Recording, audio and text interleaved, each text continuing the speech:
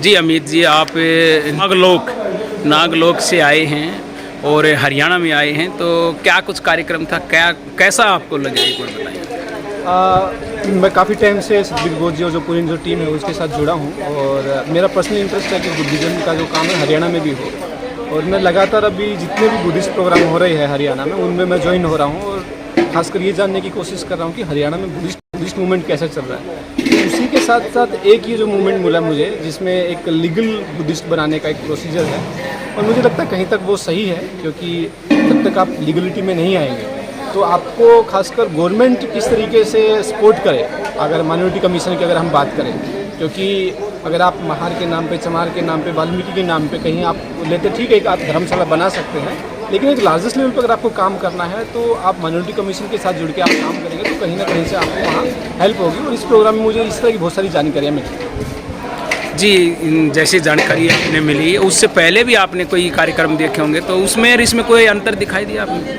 दूसरे और जो प्रोग्राम होते हैं ज़्यादातर सेलिब्रेशन के प्रोग्राम होते हैं जो हरियाणा में मैंने देखे हैं, चाहे बुद्ध जयंती का प्रोग्राम हो, चाहे संत रविदास जयंती का प्रोग्राम, डॉक्टर बाबा साहब अम्बेडकर की जयंती का प्रोग्राम हो, लेकिन ये प्रोग्राम एक अलग तरीके का था जिसमें समाज को उनके जो राइट्स है एज ए बुद्धिस्ट होकर उसके बारे में उसमें बताया गया। जी, क्या नाम है आपका? Thank you. मेरा नाम मनीषा भारती है, मैं बिहार पटना ज़िला से हूँ और अभी मैं दिल्ली JNU यूनिवर्सिटी में जो पढ़ाई कर रही हूँ। मेरा BA कंप्लीट हो गया, अभी मेरा PG चल रहा है। जी, जैसे आज हरियाणा में आए हैं आप, और हरियाणा में ये जो कार्यक्रम है बुद्धिज़्म पे, तो कैसा लगा आपको? पहले भी कभी आए हैं या आप पहली बार आए? हरियाणा में तो मेरा फर्स्ट टाइम था, जिनके वजह से अमित भैया की वजह से आज आए हैं। और यहाँ पे मतलब नए जगह हैं मेरे लिए, नए लोग हैं और बहुत कुछ नया सीखने को भी मिला है, तो ये मेरे लिए फर्स्ट टाइम था। जी, तो आपके जो मान लिया जाए पटना की बात करी जाए तो, क्योंकि पटना जो है ना पाटलिपुत्र बुद्ध की धरती रही है, सम्राट अशोक की धरती है, तो वहाँ पे और यहाँ के बौद्धों में कुछ आपने अंतर दिखाई दिया? अंतर मतलब जो भी जागरूकता हम लोग कर रहे हैं पटना में, तो हमारे गांव के लोग ही कर रहे हैं और बहुत सारे हैं पटना में भी, हर जगह कहीं ना कहीं किए जा रहे हैं, बट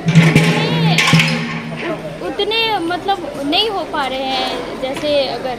और यहाँ पे भी मतलब थोड़ा सा सिमिलर हमें दिखा कि हर जगह कहीं ना कुछ कमियाँ आ ही रही है, तो हमें लगता है कि और भी हमें ज़रूरत है लोगों को जागरूक करने के लिए और स्पेशली हमारे गांव की महिलाओं के लिए। जी, जैसे आप JNU से आपने बताया, तो JNU के अंदर माहौल कैसा है? क्या उसके जैसे बताएगा पीछे जो JNU की बातें चली थी, JNU में माहौल अच्छा नहीं है पढ़ने वाले बच्चों का, तो आपको कैसा लग रहा है? ऐसा नहीं है, क्योंकि हम JNU में 3 साल से हैं और एक छोटे से गांव से JNU में आना बहुत बड़ी बात है हमारे समाज के लिए, हमारे फैमिली के लिए।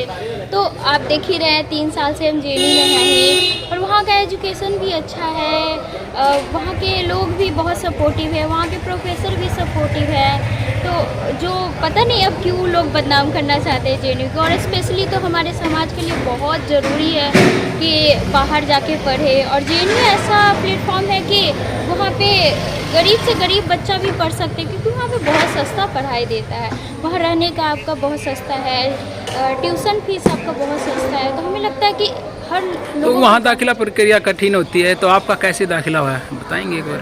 नहीं, हम तो एग्ज़ाम दिए हैं, ऐसा कुछ भी नहीं है कि इंट्रांस एग्ज़ाम होता है। अब पहले तो NTA के थ्रू हुआ था, अब तो CUT के थ्रू हो रहा है एग्ज़ाम। अभी कुछ टेक्निकल इशू चल रही हैं, पता नहीं अब गवर्नमेंट क्या उसका इरादा है, ये तो मुझे पता नहीं, लेकिन यही है कि अगर आप एग्ज़ाम दे के आते हैं तो आपका ज़रूर एडमिशन होगा। तो यानी कि आपको JNU का माहौल अच्छा लग रहा है? हाँ, हमें JNU का माहौल अच्छा लगा, वहाँ का पॉलिटिक्स भी है, सब अपने अपने आइडियोलॉजी के ऊपर बातें रखते हैं, वहाँ पे पॉलिटिक्स भी होते हैं, तो हाँ हमें बहुत अच्छा लगा। Thank you. स्वतंत्र पहचान के साथ में उसके अपने अधिकार जहाँ सुरक्षित हों उसके ऊपर उनका अपना कानून होना चाहिए। तो दया सागर जी के नेतृत्व में 2018 में भारत सरकार को सौंप दिया गया है। उसके अंदर बौद्धों ने किस प्रकार से आचरण करना, किस प्रकार से उनका व्यवहार रहेंगे, किस प्रकार से उनका आचरण और किस प्रकार से 1949 BTMC आपके में से कितने जानते हैं कि BTMC की फुल फॉर्म क्या है? कोई भी साथी जिसने पता है एक बार हाथ खड़ा करके बताए। जो साथी रेगुलर टीम वर्क कर रही है, सिर्फ जो हमारी जो एक मैन वर्क कर रही है टीम, सिर्फ उनके हाथ रखें, बाकी को क्यों पता नहीं, बाकी को क्यों पता नहीं। जब आप इतने टाइम से बहुत बड़े हुए हैं, कोई 30 साल से, कोई 50 साल से, कोई 10 साल से, कोई 20 साल से, जब उन्होंने बीटीएमसी का भी पता नहीं है, तो कैसे आपकी धरोहर आपको मिलेगी?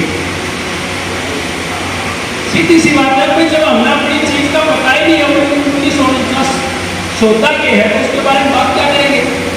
तो इसलिए बीटीएमसी जो महाबोधि महाविहार है हमारा, उसको टेम्पल का नाम दिया गया है और एम से है मैनेजमेंट कमेटी। तो बीटीएमसी के महाबोधि महाविहार की जो कमेटी है, उसका नाम बीटीएमसी की जो है शोध किया गया है। लेकिन सबसे पहले तो नाम ही गलत है, हम उस नाम को सूट नहीं करेंगे, हम उस नाम को स्वीकार नहीं करेंगे, इसलिए हम इसका विरोध करते हैं। हमें टेम्पल शब्द नहीं चाहिए, महाबोधि महाविहार चाहिए, जो कि बौद्ध विहार के अंदर है। और दूसरा, इसी के साथ बीटीएमसी के साथ में 1949 लिखा हुआ है। 1949 में ये जब देश आजाद भी नहीं हुआ था, उस समय पर यह कानून बना और आज तक हम इसको सर पर ढो रहे हैं, आज तक हम इसको सर पर ढो रहे हैं। क्यों? 15 सूत्रीय प्रोग्रामों में कई सारे ऐसी स्कीम्स हैं जिसमें गवर्नमेंट कहती है कि सीखो और सिखाओ, सीखो और कमाओ, है ना? ये सीखो और कमाओ यानी कि खुद सीखो और फिर कमाना शुरू करो। उसके लिए गवर्नमेंट फंड आपको देती है। अपना बिजनेस आप चलाना चाहते हो, अलग से है। जो हमारे साथी पीएचडी कर रहे हैं उनके लिए अलग से इसको पीएचडी करने से आप लोगों ने किए, उसके लिए अलग से फंडिंग है। यूपीएससी, एसएससी, जितने भी ये है जो कंपटीशन की जो एग्जामिनेशन की प्रिपरेशन होती है, उसके लिए 2 लाख रुपए की, 1 लाख रुपए की, 25,000 रुपए की, 30,000 रुपए की, इस तरह से हमारे बच्चों को आप लोगों के इंस्टीट्यूट, एजुकेशन इंस्टीट्यूट हमारे लोगों के तो विश्व के कितने नहीं मिलते, लेकिन आप लोग अपने एजुकेशन इंस्टीट्यूट खोलिए, उसको चलाने के लिए जिसमें बौद्ध स्तूप ना हो, जिसमें बौद्ध होंगे तो बच्चे के नाम ले जहाँ पर बुद्ध आए हों। ऐसा कोई डिस्ट्रिक्ट नहीं होगा, ऐसा कोई जिला नहीं होगा। लेकिन क्या हम बौद्धों ने कभी ये समझने की कोशिश की कि इस धरोहर को कैसे बचाया जाए? प्रोग्राम करने से धरोहर नहीं बचती, धरोहर बचती है अपने हक अधिकार की बात करना। आपको गवर्नमेंट को लिखित में देना पड़ेगा, आपको बताना पड़ेगा कि ये हमारी धरोहर है और इस पर हमारा जो धार्मिक आस्था है, जो धार्मिक भाव है, वो ये है कि हमें यहाँ पर वंदना करनी होती है। आपने जब आप गवर्नमेंट को बताते हैं, ये नहीं कहना गवर्नमेंट को कहेंगे कोई हमारी धरोहर हमें दो, ऐसा गवर्नमेंट नहीं ले सकती। लेकिन हर एक धर्म की अपनी संस्कृति होती है, परंपरा होती है।